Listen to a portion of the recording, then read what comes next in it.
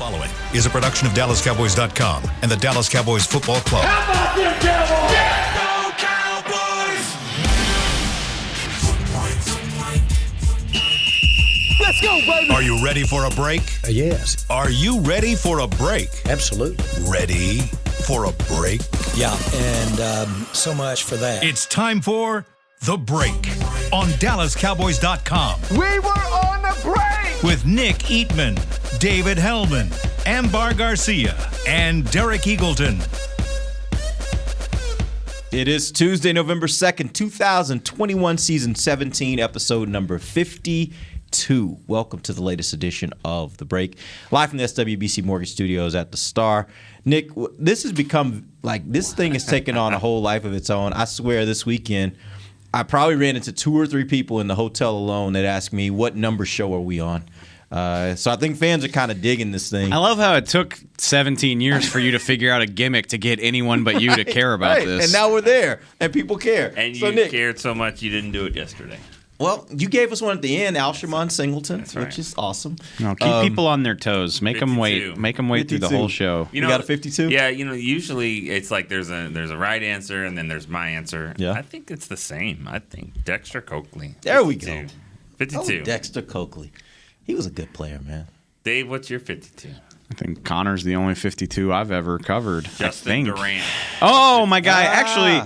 Actually, I'm sorry, Justin. I loved Justin Durant. Yeah. He's big into music. I think he Yeah. DJs and is just as a side hobby. And The only player I know that actually took time to go down on his own and go and just attend South by Southwest, which is a big conference down in Austin. It's like tech and geek kind of stuff. I used to especially way back in the ancient days, they used to even do they did player availability on Mondays right after the game, which was like the biggest waste of time. Yeah. Especially if they lost. Oh, you're not going to find anybody in there, and even if they're in there, they're not going to want to talk.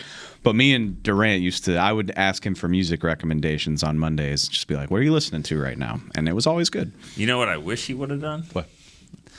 When Aaron Rodgers was rolling out on that 3rd and 16 in the playoff game, I wish he kind of would have, just beat him to the punch instead of just kind of waited to see if he was going to run. Why you got to bring up old stuff? Yeah. Saying that's what I remember. Sitting here, Justin Durant. fond memories, Right. bringing Dexter that up. Coakley, though.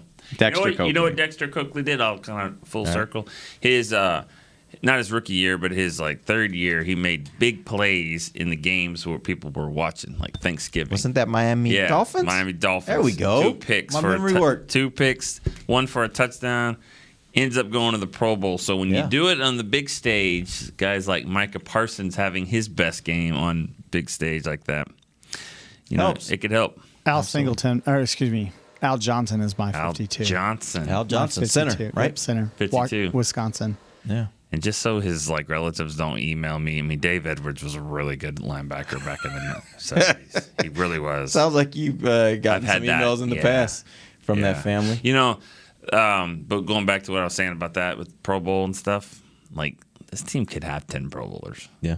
They had 0 last year. I'm going to say it would be Is that what quite the reversal. You know what's funny? Actually, I mean, literally, to I think not it's even either, play in the game, but to have 10, that's amazing. it's either today or tomorrow that I got a conference call with the NFL talking about Pro Bowl. They're starting it up, so voting should be starting here soon. I don't care if it sounds cocky or whatever.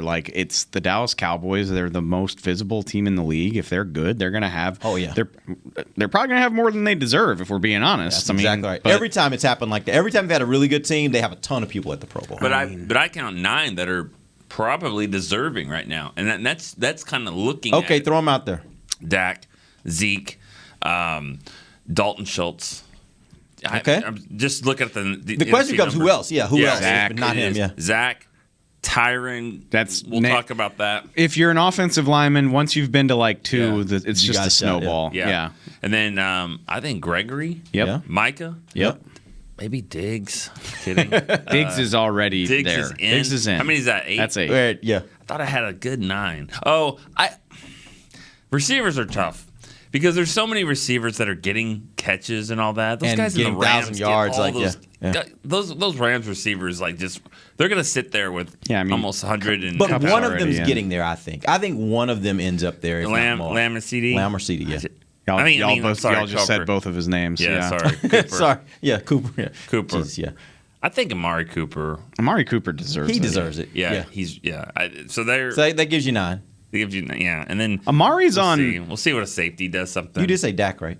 Yeah. Okay, for as good as he's been across his entire career, like Amari Cooper's never been a touchdown guy. Like his career high is 8 in 2019. He's never had more than that. He's pretty reliable for like 5, 6. Yeah. He's already on 5. Got 5, yeah. He's going to be there. He's going to be in the Pro Bowl as long as that's 9. Healthy. That's a healthy number right there. I mean that means you guys probably need to send somebody to cover Pro Bowl this year. So maybe don't say that. We're not going to play in the game. Woo! You and Amber not touching that. You and Amber. Or I said it twice. No. Maybe another defensive guy could get into the mix. I don't know. I just want to be able to. I would laugh. Leighton? No, not with Micah. Did you say Leighton? He's playing pretty good. Didn't yesterday you say he didn't play very well last Sunday? That wasn't me. That wasn't you? I thought that was you. I thought he played well. Oh, okay. I don't think he's been bad. I don't think he's been Pro played like a Pro Bowler. And Randy may not make it too. His numbers aren't.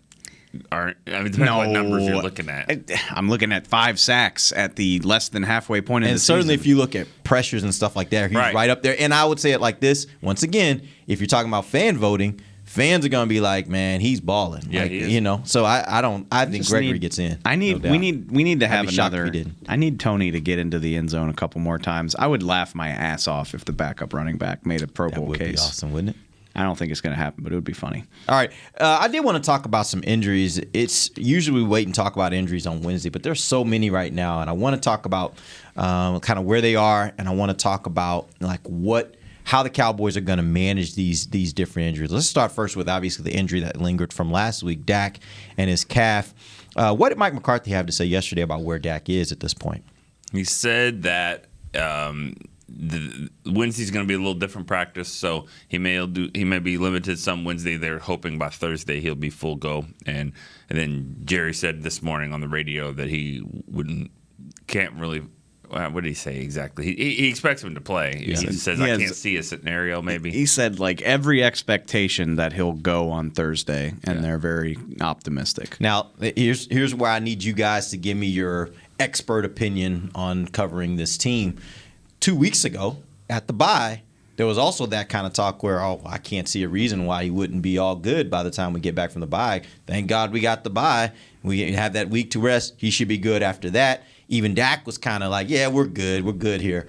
Do you think it's some of that, or do you think it legitimately is that he's going to be back this week? I don't really remember it that way, honestly. Okay. I don't remember it being like, we're good. They were very dismissive before the bye. Well, Dak was a lot of that, and I don't trust him at all. I mean, like the way he had to hop into the locker room in New England on Zeke's shoulder, and then he kind of stumped his way out to the podium and was like, I needed to give y'all something to talk about. I'm just like, you're just being Dak. You're just putting a confident face on whatever's bothering you. Like that's not the same to me as what the organization might be saying. Yeah, but I feel like this is different. I mean, this week, just really by what he's able to do. I mean, they're putting him out there.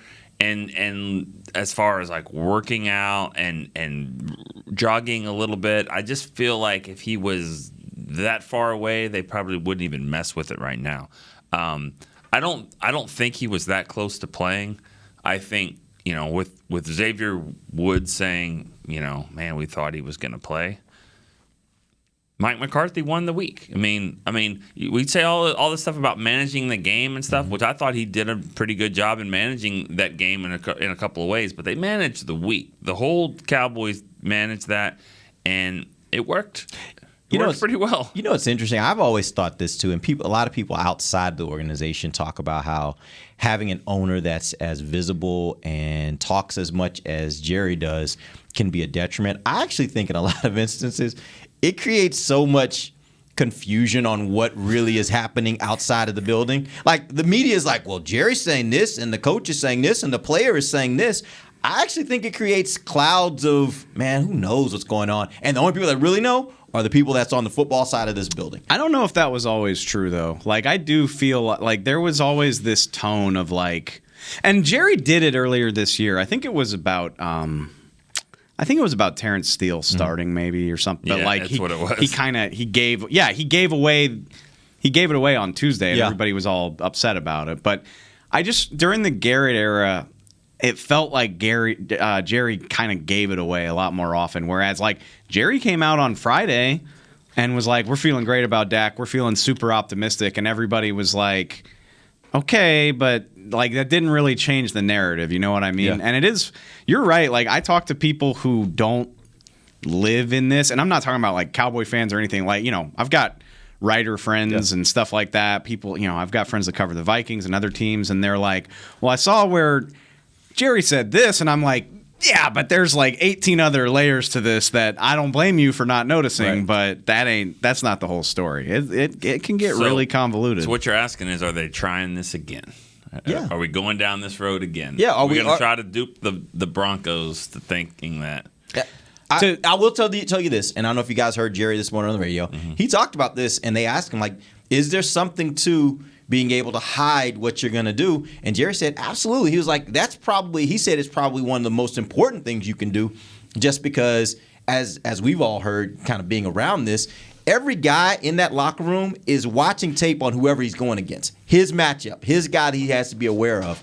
And so if you can keep that hidden from him all week, then he's having to do one of two things. Either he's having to make a guess and he focuses on one person that might be right, might not, or he's having to split his time, which means he can't devote all of his time to one guy and preparing to go against one guy. Yeah.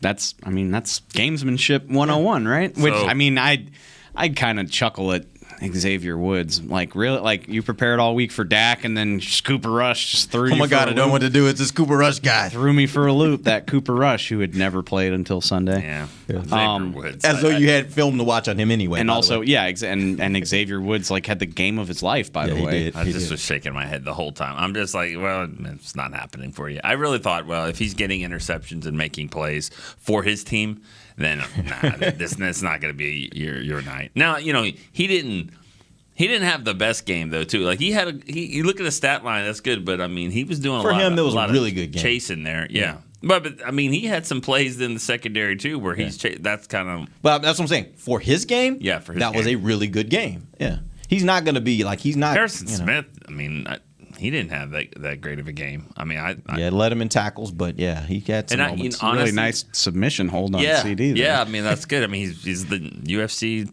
champion there. Yeah. I didn't even see that until later when that mailbag question came up. Then I went and started looking for it. I didn't see it till Zeke's mom put it out on Twitter. It's the ultimate irony is that fans know way more about what's going on than anybody that's in the building, definitely us and even the coaches to some those degree. nuanced things that they show on TV. Yeah, absolutely. Collinsworth is like, now look at the way Harrison Smith has his Adam's apple in a chokehold here, and he's circling it on the telestrator. Like, I'm not seeing that. You can't see that. I'm surprised CD just went straight for the tap out. Like I mean, get off me, bro. I bet that's, and I know people are up in arms about that. I bet he gets an envelope from the league this week. Yeah, CD will get a fine for tapping out early like that. You can't tap out in the first 5 seconds of a chokehold. To go way back to your initial question, I know it's boring, but I don't think you can answer the Dak question until Thursday, probably. I do think they feel very optimistic. I do think he's got a good chance to play, but player feedback and the way you respond to that stuff is part of that. Do you think they should consider holding him out if he's not 100%? Obviously, you're playing a team that's not great. You're playing a team that's in the AFC, so the loss, if you got a loss, wouldn't hurt you dramatically. And what you saw this last week may give you a little more confidence that you can actually win a game without having Dak Prescott in the lineup. And let's throw in one other caveat. We don't know about Tyron Smith. We're going to talk about him next. Let's assume that he might have to miss the game. Now you're a little bit more compromised on the offensive line as well. All that being said, would you consider holding him out if he's not 100%? I'm not getting cute and holding him out for all of the reasons that you just said. Okay. If he meets the threshold, and I don't know what their threshold is. I don't know if it's a percentage or can you do this, that, and the other. If he meets that, he plays. It's the NFL. You want your starter in there. If he meets the threshold where Britt Brown and everybody down the line is like, yes, he's fine, then he should play. If he doesn't, then he shouldn't. I know that's boring, but I'm not weighing it differently because the Broncos are in the AFC. You want your starter to play. If everybody feels confident that he can do so safely, he should play. Can we be honest here? Sure. Keep bothering me when you keep saying that about the Broncos loss. Like losing to an AFC team doesn't matter. No, I didn't say it doesn't matter. I know I said it matters it doesn't less. hurt. It doesn't hurt you in the same way as if you lost to an NFC team, and certainly if you lost to an NFC East team. That's Well, the way it's designed. That's the way. That's is designed. true. Not necessarily. I mean, it's got to work out perfectly like that. It's got to work out in a tiebreak. But if we're Right, sitting here, but- I mean, if they're 13-4 and they finish 13-4, and Green Bay's 14-3, and they're like they got the number 1 seed and they got the 2 seed because you lost to Yeah, Denver. but Okay. all I'm saying is it's less. It is less than if you lost to an NFC team, and that is less than if you lost to an NFC East team. I get what you're saying. Yeah. Yes, the overall record matters. Absolutely. Right. This But- happened as recently as 2014. Like they went 12-4 and didn't get a bye because of who they lost to in the regular season. And I guarantee you this year, you look at those top 5 teams, tiebreakers will matter. They absolutely will matter. I So- can't imagine. Yeah, this They won't matter if you don't tie with them. But I think that's what Derek's saying. None of these That's teams what are going to I'm go. saying. None of these teams are going to go without a loss the rest of the season. No, There's I'm- going to be some wins and losses. But just- all I'm saying is it's less of a challenge. It's less of a challenge to lose that game than it is to lose even next week when you play Atlanta, because they're in the NFC. Got That's it. all I'm saying. Got it. Still bothers me. It bothers. I'll bet you $5 right now. It's all like, 2 of the division winners are going to have the same record. Like I don't know who it'll be, but the 3 and 4 seed will have the same record, or the 2 and 3 seed will have the same record. That seems very likely to me. Or the wild cards, which Cowboys seem to not be part of that race, but I don't know. You never know. You know what's even more interesting? I started looking at these teams, those top 5 teams, and I thought it was going to be an interesting stat that Dallas only has 3 more games. Of its 10 games left, guess how many of those teams have winning records? 10 games. I'm guessing 3 because you just said sorry, it. I did say 3. Okay, 3. And I thought, wow, Cowboys must have an advantage. Started looking at some of the other teams. Green Bay has 2. Arizona has 2. Like, this is a top-heavy division right now. I mean, a conference, I should say. And basically, all those teams only have a couple games against each other. All the rest of their games against teams that are not. I have a feeling like that Arizona game at the end of the season. I have this feeling it's going to mean like nothing. I really do. Why? I don't know. Well, I mean, The NFL's looking at that game already. Thinking, I know. Flex, that, flex, yeah, flex. That game. You just put that up at night. You know that's going to be a night game. Yeah. But well, I mean, it'll matter, but it'll be one of those things like, okay, this is just a preview. You know, they're probably going to play again. I mean, there could be some seeding, issues there for 3-2 or 1-2 and all that. If it goes down to like the number 1 seeds, of course that'll be the biggest game ever. But I just feel like it's going to be the thing. All right, yeah, this is the end of the year. Like you could win this one, but who's going to win the one next month? You know what I mean? Because I get it, but I think that's the best part about this whole 7th team in each conference in the playoffs is that now with only 1 team getting a bye, those teams are really going to be jockeying for position at the end of the league. At the end of the season, I'm talking about those teams at the top. I think either Dallas or Arizona or both will be playing in that game to help secure their ability to get the top seed. That game's going to matter a ton to one or both of those teams. Going back to the point about NFC games mattering a little bit more than AFC games, I could see that being a situation where loser of this game's playing the badass team in 5th place and the winner's getting the not so good team in 7th place or whatever, Yeah,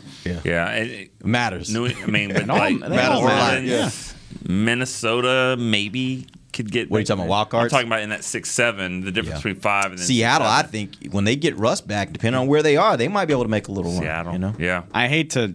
You don't want to just assume too much this early, but the 5th seed is going to be whoever doesn't win the NFC West, and That's what I'm they're guessing. going to have 11 wins, Yeah. Or more. So you Get out don't of want to that. be the 4th seed. Get out of You it. don't want to be the 4th seed. All right, let's take our first break. When we come back, we do have a couple more injuries we want to hit real quick. We'll do that when we come right back. This is DallasCowboys.com radio.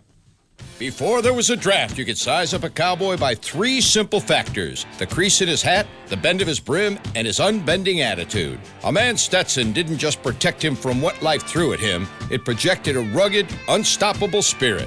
Stetson hats are still American-made with pride right here in Texas. They're still the unofficial crown of all self-respecting cowboys, and Stetson is proud to be on the field with America's team. Find a retailer nearest you at stetson.com/cowboys. The Cowboys way. where 16 Hall of Famers and 5 championships shows us what success looks like, where turkey is always the second best part of Thanksgiving Day, where we are all defined by one single thing, the star, where we as fans know it's our job to keep the tradition going. Bank of America is proud to be the official bank of the Dallas Cowboys and to support the quest of living life the Cowboys way. Copyright 2020, Bank of America Corporation. Want to use what the pros use? How about the official men's skincare brand of the Dallas Cowboys, Jack Black? Right now, you can get the Jack Black Starter, a curated collection of Cowboys locker room favorites for just $10 with free shipping. The starter includes 4 Jack Black skincare favorites, plus a full-sized intense therapy lip balm. Go to getjackblack.com/Cowboys and use the code word TEAMJB. That's getjackblack.com/Cowboys. The Jack Black Starter, $10, free shipping. Honey, big news. Gary, are you okay? Oh, I'm not Gary anymore. I'm Jackie Flash. What? See, I want the latest smartphone, but the best deals are only for new customers. So, to get a new customer deal, I changed my name to Jackie Flash. Okay, but the best smartphone deals at AT&T are for everyone, new and existing customers. That's huge. Then guess who's getting a deal? Is it Jackie Flash? Jackie Flash. It's not complicated. At AT&T, our best smartphone deals are for everyone. Restrictions apply. Visit att.com for details. Back to the break. Derek, I want you to head to AT&T Stadium on Saturday, November 6th. No, just wait, Saturday, and then just stay for the game. But November 6th, experience the Rally Day presented by SeatGeek. Take the tour of the stadium, play some games, get autographs from the cheerleaders and more. Visit attstadium.com/rallydays for tickets and more information. Rally Day number 4. This is Rally Day 4. I'm a team player, so whatever you ask me to do, I'm all in. I was going to be there that Saturday. I don't know if I can be there, but we'll try. You can be there.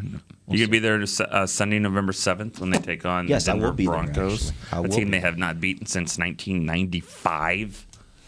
Really? Can we retire? Can we I don't care. I don't care about when the last time they beat an AFC team was. They only play them once every 4 years. Yeah. So, how old were you in 1995? 0? 6 or 7. No, I'm not that young. Yeah.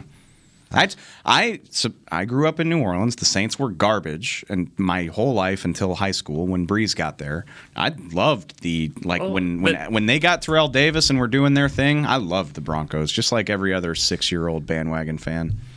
Not Terrell Davis killed him in '98. 2001, 2001 Thanksgiving. That was the game. That was the game that Dave Campo did not go for 2, and they were down by. They had cut it to. They were down by 16. They're down by 16, and they scored, and they made it 9. We talked about that on the break. Bad decision, Dave. And this older reporter said, "Why didn't you go for 2?" And he's like, "Well, because we didn't feel like it was the right time to do that and all that." And he's like, "Bad decision, Dave. That was a bad decision." He was like, God. "Yeah, right in the press conference. It was really." And that lovely. became kind of a mantra. The media would say that regularly. Bad decision, Dave. Throughout his entire tenure. That's amazing. Every time he did something wrong, bad decision. My friends say that to me on weekend nights. Bad decision, Dave. Just weekend nights. Yeah. Good point. I was just trying to think. I mean, they haven't beaten him. I mean, Ron Dane killed him on Thanksgiving. I mean, best game was the Romo. Obvious, yeah. That game was so good. People were killing Daniel Jones in the game they just played that the Cowboys won. He got concussed by Jabril Cox, which sucks for him. He's out for the year. I feel terrible about that. But Jabril Cox stops him on the naked boot, and everybody was like, "Why would you do that with your quarterback? You're putting him in danger." I was like, "I don't know. I saw Peyton Manning do that here a few years ago, and it kicked ass." You were the only one that saw it. Yeah, seriously. I mean, the Cowboy players didn't see it. That's one. I mean, I know they. Do you think that right there, that game, I mean, is just Tony Romo's career in a nutshell? Just the entire game. Yes. Yeah. I mean, see that. Yeah. I mean, you're battling with you're flirting with greatness, going up against the GOAT. Greatness. Yeah. And you're with them, right then. And then here it is. Here's your moment. Go down there. You're sitting at 506 passing yards. If you get your team in field goal range to win, you're going to probably pass to get there. And by passing to get there, you're going to set the NFL record for passing yards in a game. It's 560, and you're sitting on the 20-yard line. You got to get down there. You're going to do it. You're going to win 51-48. And this is your moment. And then you throw a pick. A bad After pick. a phenomenal game. Yeah. That's his career. Yeah. 2006. Not only that, did but that, all that, and then he fumbles the snap. I mean, like, that's Romo's career. It's it's so close to being great, and then it wasn't because of you. Sounds like a documentary. Hey-o. And it's Well, not that line. It's the, I mean, He ain't gonna agree to that. Don't tell him. Can't approach it that way. You let him see it with everybody else. What do you think, Beam? it's the epitome of like those teams too. Like every game of those years, like the narrative could have swung so wildly. Like if you beat Denver, you're 3-2. They won their next 2 games. So if you get that win, now you're I can't do math. Now you're 5-2. You know, those teams never got that far out ahead of their record ever because you throw a late game interception and now you're 2-3 and you're clawing just to try to get They were back. just good enough to be interesting, but never could quite get there. Dave knows this answer because of his forearm. Do you remember who picked off Peyton Manning that day? He had 1 interception.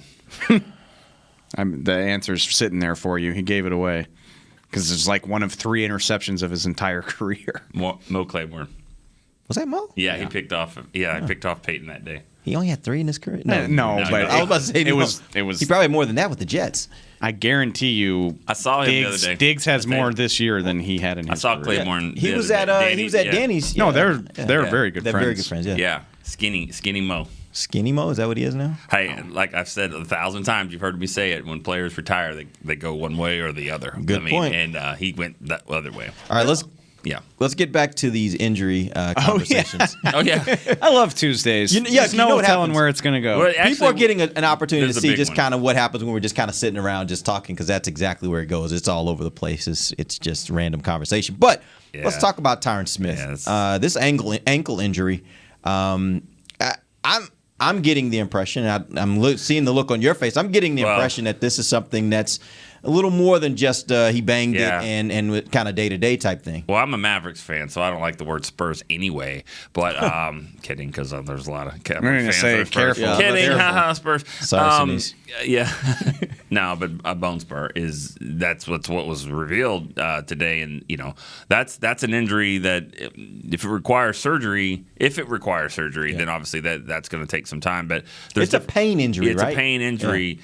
And, you could tell, Dave, at the game, it was very similar to New England, except for the fact that he didn't run back onto the field and play. I mean, he was kind of walking around, and I thought, he'll get back in there, and he didn't. I thought it was weird, because you described it perfectly, but in my mind, I was like, the way, he was just walking around slowly with this scowl on his face, and I was, not holding his helmet.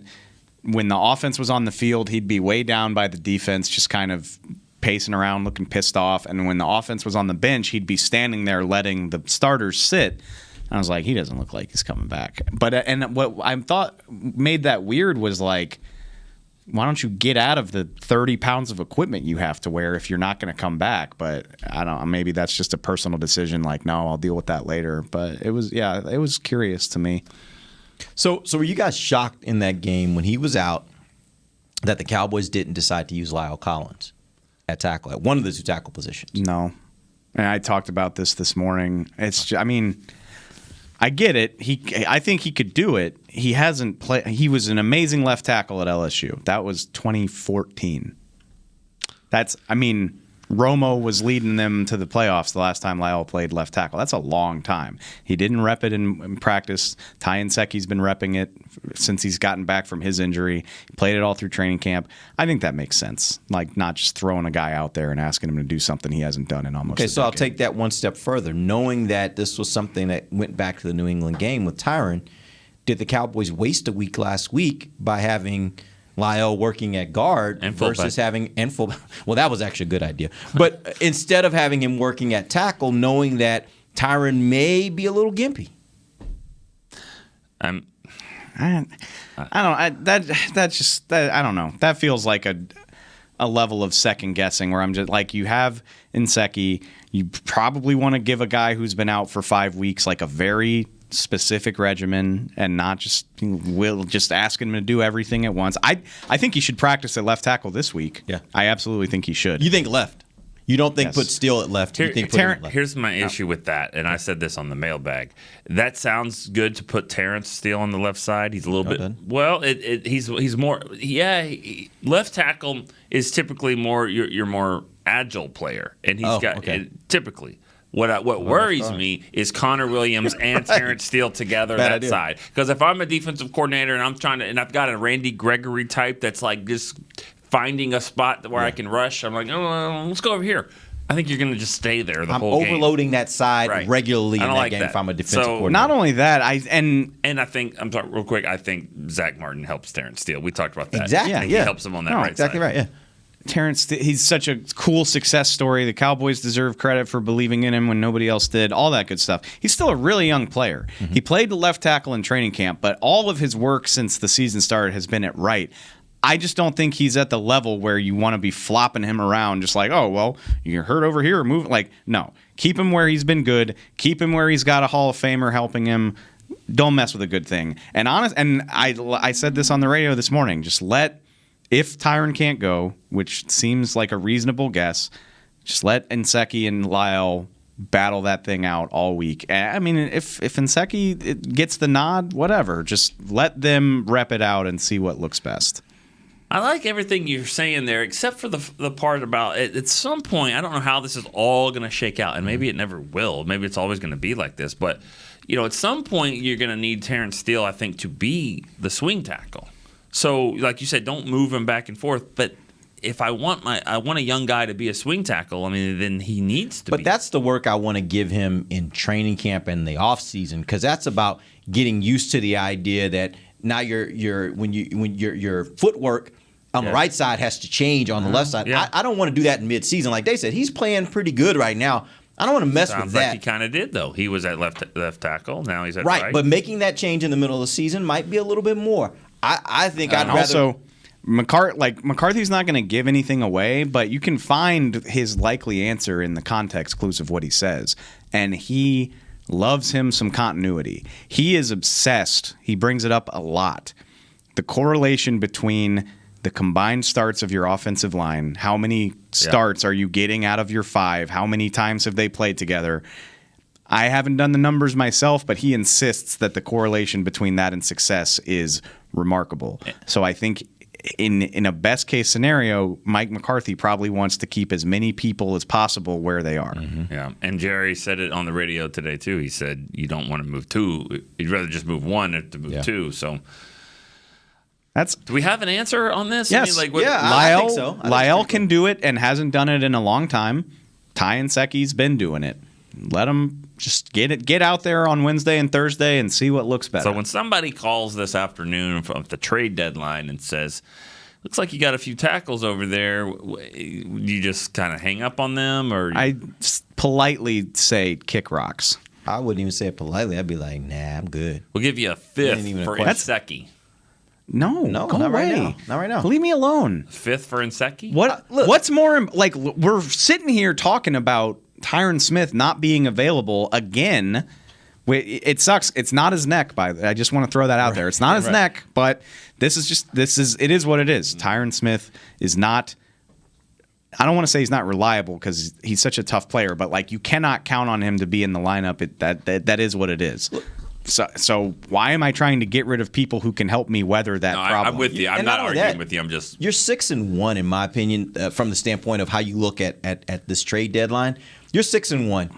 Don't do anything to disrupt what you currently have unless you're getting something that helps you right now. Now, if you were trading, let's say they were saying, okay, we will give you some really great center for Ty Nsekhe. Okay, now let's have a conversation. Or you look at a position where you actually can upgrade your team by getting rid of something that you think could be somewhat of a surplus. Maybe you talk about it there.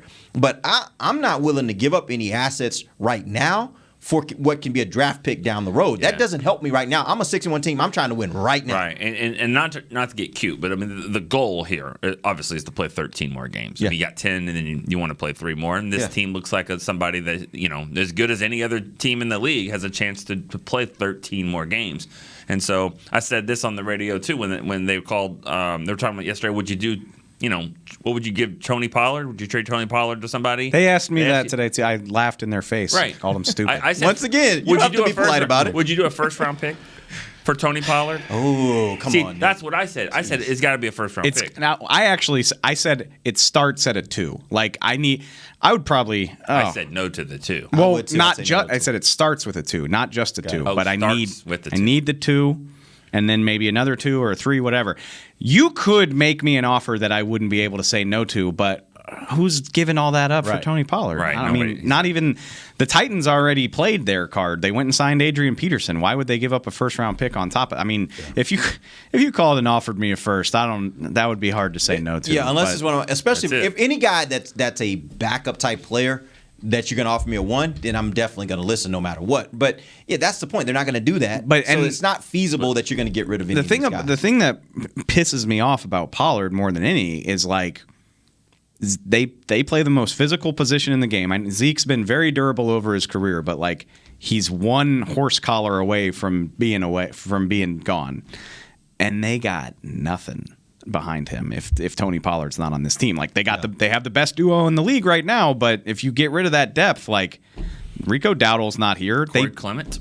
Corey Clement. And as we've seen across the league this last week, there are a lot of teams whose fortunes changed with one player going down. And running backs don't matter. Like we talk about that. They do in Tennessee. they do in Dallas too. Like True, yeah. Good running backs still make a difference. Yeah. Like even a good running team, like everything that Lamar Jackson does for the Ravens, they are different without Dobbins and Edwards. They're making do with replacement level players, and that's what it looks like. Like guys with juice do matter. Maybe we can get into the whole thing about how much money you want to pay them, but Zeke and Pollard are such an asset to this team. I wouldn't want to mess with either one of them. I can't think of a single guy because you start going down that list, people like Gallup and Collins and Steele and even Jarwin, guys that you're like, they're not starters. Would you consider? I'm like, no. Every single one of them could play a role for you if you get one injury. And that's where I'm like, on a team like this,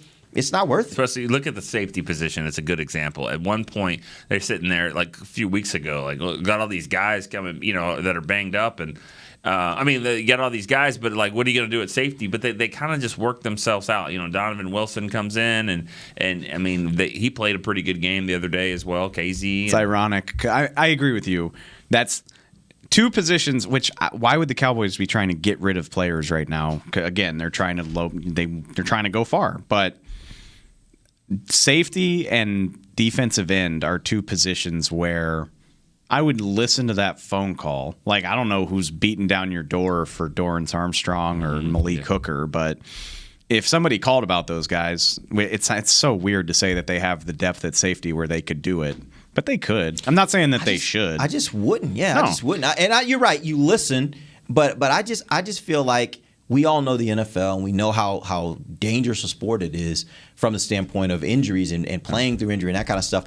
Do I take the chance when you got a team that actually has depth in the free agency era, an NFL team that actually has depth at a lot of positions? Why mess with that? I want to be clear. I don't understand why they would want to trade away really anybody on this team right now. No. That's what they've got going. I think the only move that is made today is if somebody's looking to get rid of a veteran contract, a guy that's going to be in his last year of his deal, and so they're probably not re-signing him, so they see if they can get something for him, and he comes in and he can, like a Von Miller type of move, like that. I could see that. I would have done the Melvin Ingram deal for sure. You see that? Yeah. I would have considered that. Melvin Ingram? Yeah. They gave up a 6th rounder. The Chiefs gave up a 6th rounder to get him from Pittsburgh, which that's the kind of deal that you talk about all the time. Dave. You give up a late round pick, which he's older now. He's got 1 sack. I don't know if he's the same guy that was so great in LA or San Diego, whatever you want to call him. It's still it's a 6th round pick. Yeah, probably throw that on the table. But I don't do the Von Miller deal. No, I don't give up a 2 and a 3 for a guy at that age on the last year of his deal. I'm just not willing to do that. Yeah. off a guard or center, like that. I mean, I'm talking about that type of guy, a guy that's maybe been to a Pro Bowl or whatever. But the thing is he's got. You talked about continuity with McCarthy. I mean, guy's going to come in now.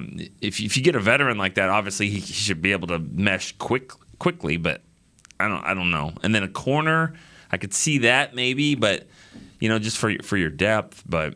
I mean, like it or not, Anthony Brown's playing pretty well. They like what they're going to get back. They're getting with Kelvin Joseph. That's the fun, and that's what they keep saying, which is why I don't expect anything to happen. Is, I just mentioned Ingram, but it's hard to find a place for him. Basham just had his best game. Yeah.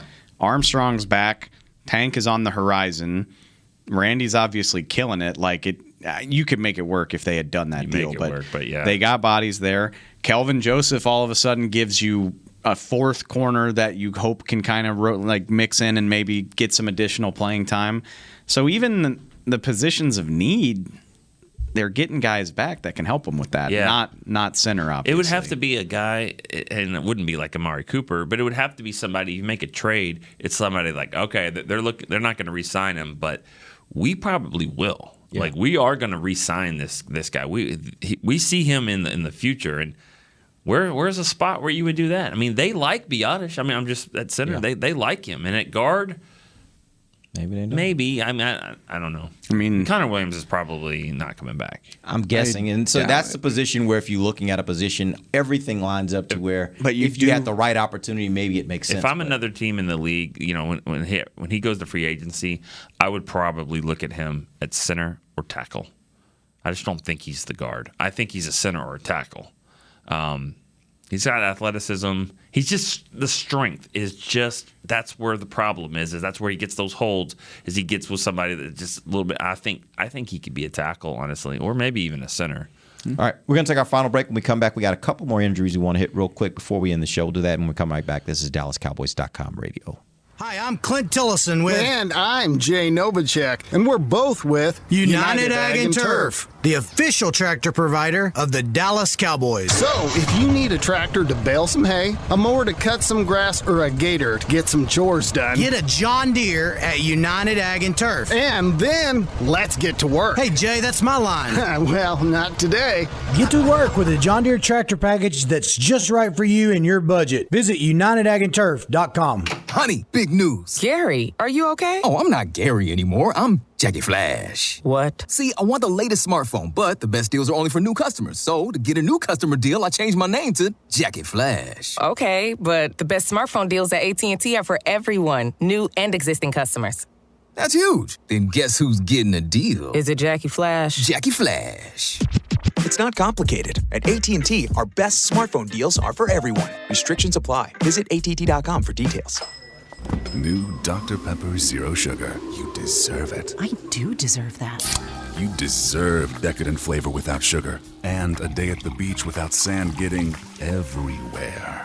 And a relaxing bath that your children don't interrupt. I deserve all that? It's really just a visual metaphor for Dr. Pepper Zero Sugar. Everything you want, nothing you don't. A visual metaphor on the radio. I do deserve that. Dr. Pepper Zero Sugar. The zero you deserve is finally here. Before there was a draft, you could size up a cowboy by 3 simple factors: the crease in his hat, the bend of his brim, and his unbending attitude. A man's Stetson didn't just protect him from what life threw at him, it projected a rugged, unstoppable spirit. Stetson hats are still American-made with pride right here in Texas. They're still the unofficial crown of all self-respecting cowboys, and Stetson is proud to be on the field with America's team. Find a retailer nearest you at stetson.com/cowboys. Back to the break.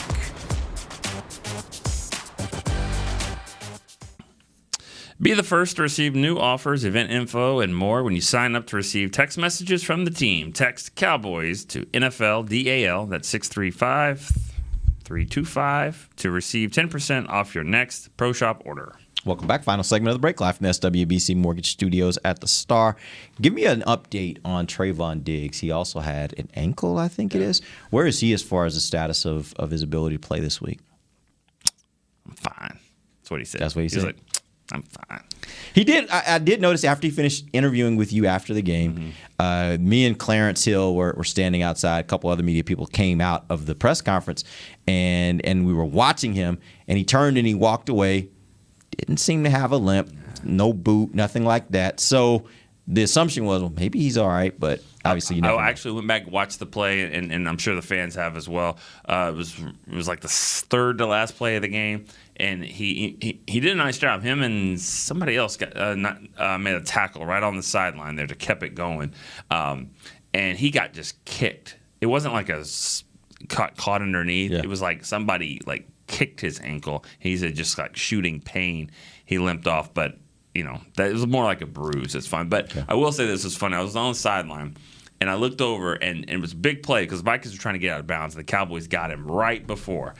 And I looked back, and there's a ton of Cowboy fans. Everyone knows you could hear it, Cowboy fans. I just wish you could have seen how many people in the stands were doing the winded up sign of like the refs will do when the clock is going. There were a ton of fans doing that. Yeah. It was just kind of funny, like all these referees in the stands, like knowing that rule and doing it, and everyone on the Cowboys sideline was doing it. It was without a doubt, and this is just how great the Cowboys season is, without a doubt, the biggest crowd I've ever seen in Minnesota. Yeah. That's one of those cities. It's very similar to Kansas City, in my opinion. It's one of those cities where they do a good job of maintaining their home field advantage with regards to their fans. It's not a lot of you don't see a lot of extra fans that are not. New Orleans is another one. You don't see a lot of the other team's fans. Like they have a way of kind of maintaining control of their environment for the most part, we're used to this. Cowboy fans take over FedEx, Phoenix, Miami, where you name it, they do it. But a lot of places, I was blown away. And it's one like when Cooper makes a catch, that's obvious because everybody knows to go cool, that's cool. But when Zeke trucked those guys to pick up the 3rd and 11, I looked up from my laptop. I was like, are we in Arlington now? The crowd went crazy. And by the way, in this stadium, obviously, we have access. There's no glass separating us, so we can actually hear the crowd. Yeah. And, you could tell Cowboys fans were erupting in moments where Cowboys did good things. Erupting. Yeah. Like, the whole building is, freaking out that the Cowboys made a good play. I was stunned. Well, and like I said, I know that this happens, but I wasn't ready for it. I put it on Twitter. I have that video of Shannon actually took the video of Cooper catching the touchdown. And of course, I'm standing right there in the corner and knowing that the camera's on, so I'm trying to play it cool and but really all I'm thinking of is there's 51 seconds left, so there's a lot of football left. I'm thinking probably in my head I'm thinking Dave's probably up there going, you left too much time on the clock. But real quick before you get to that point, I was just like, everybody that responded on Twitter about that is like, I can't believe how loud it was when he caught the game winner with a minute to go. I tweeted this when it happened. If Dak's your quarterback, then that was stupid. You trust your quarterback. I would play it differently. I would try to bleed clock. You trust a guy that's playing at an MVP level. Cooper Rush, just score the touchdown. Get the touchdown. Just score the touchdown, take the lead. And by the way, the defense have been playing their butts off. I do not put Kirk Cousins in the Brady Rodgers class where you're like, with no timeouts. You're screwed. You're screwed. You left him too much time. When I saw 51 seconds, I was like, Cowboys won this game because I don't put Kirk Cousins in that category. Now, if it was one of those quarterbacks that just and here's the other thing: if it would have been for a field goal, I would have been like, okay, this is going to be a problem. They needed to drive the field and get a touchdown. They hadn't done that since the first quarter. No, but there were I just didn't trust they did. There were 7 people against them. I don't want to say it like that. Yeah, I'm not going to say it like that. But it's a little bit much. It's a little strong. Not against them, but I mean, it was a flag happy crew. And so all I thought about was the 2017 game against the Raiders when they took a lead like that, and it was like a 65-yard pass interference penalty to get down there. All it takes is something crazy like that. Jefferson's got him beat. He stops. Anthony Brown runs into him, flag. Next thing you know, you're on the 35 and you're throwing into the end get zone. that. So I just didn't trust. I didn't trust him to get them down for a touchdown. If it would have been a field goal, it would have been a completely different ballgame. I'm never. I didn't expect with I'm no never time. I buying said we're into gonna do that ever again. Not that I did this time, but I mean, we might see him again in the playoffs. I'm not buying into him anymore. And remember, they couldn't think even he's manage bad. halftime. They couldn't even manage halftime. They didn't manage halftime. They certainly blew that. And I think you're right, Chris. I think that they thought 3 points. The Cowboys got 3 points. We're up 10-3. Wait, what's Cooper Rush going to do? Come out in the third quarter on the third And by the play way, and he throw a hadn't touchdown? done anything. No. He had not done anything up until that point. And I really think halftime, I think Kellen decided, look, if we're going to win this game, we got to turn him loose. And whatever happens, happens. But we got to turn him loose. He only had 17 passes at halftime. He ended with 41. Go back and look, or go look at the score by quarters for this season.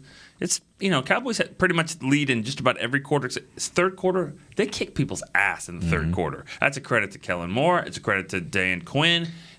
I know you think halftime adjustments are overrated, or I think you've said that. Well, I just think you don't have a lot of time. It doesn't happen at halftime. It's not like both bands come out in high school and it you have happens 38 minutes. Constantly throughout the game. Like by the time they all get down there and get into the locker room, they've probably got 3.5 minutes before they got to go back out. Well, why do you think? I mean, then why do we think the third quarter has been good for the Cowboys? I don't know if I agree with that completely, Dave. I do think at halftime sometimes, again, especially if your defensive coordinator's up in the box, I do think there is a moment for the coach to talk to his coordinators and say, okay, we're going to strategically do more of this, do less of this. I just think, let's try to see if we can incorporate this more because this is what we're seeing. By the time the third quarter starts, I just think you've got a pretty complete data set of what they're trying to do and what you think you can do.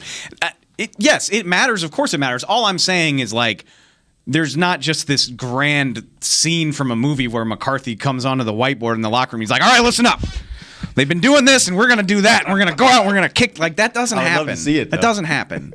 They huddle in their position groups, and they're like, okay, we're seeing a lot of quarters here in this down in this distance. We think Here's how we we're can going to do offset this. that. These are our beaters for this. But that's halftime. Those are the halftime. It happens in the first quarter, too. I get that. I do think, though, at halftime, that's when everything stops for a minute. You're doing all that stuff during the game. There are bullets flying everywhere. I think that's when it stops for a moment, and everybody can say, okay, guys, here's the overall. Here's what we were talking about a little bit in the first quarter, second quarter. Here's how we're going to handle this the rest of the game. I've seen it happen in the middle of a game. You completely make a change to your defensive scheme in the middle of a game. Mm-hmm. Coach Yost brought his team over. Oh, my God. Sunshine went to defense. I felt so hard for that. Petey Jones I was went like, in there. Nick's, it's story time with give Nick. us a great moment. And they blitzed all night. That's right. what happened.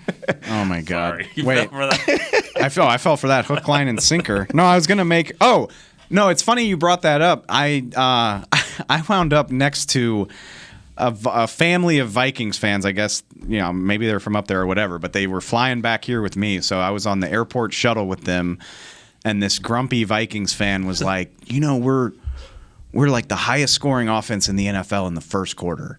And we're 30th in the second half. I was just like, yikes. I mean, that played out on Sunday night like that. I was just like, man, sucks to be y'all. Sorry about it. Yeah. It sucks.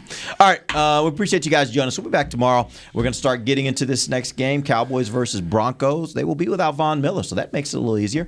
But we'll talk about that tomorrow. We'll talk about the Broncos offense versus the Cowboys defense. Till then, for Dave Hellman, Nick Eben, I'm Derek Eagleton. This has been The Break, live on DallasCowboys.com radio. This has been a production of DallasCowboys.com and the Dallas Cowboys Football Club. How about this, Cowboys? Yeah!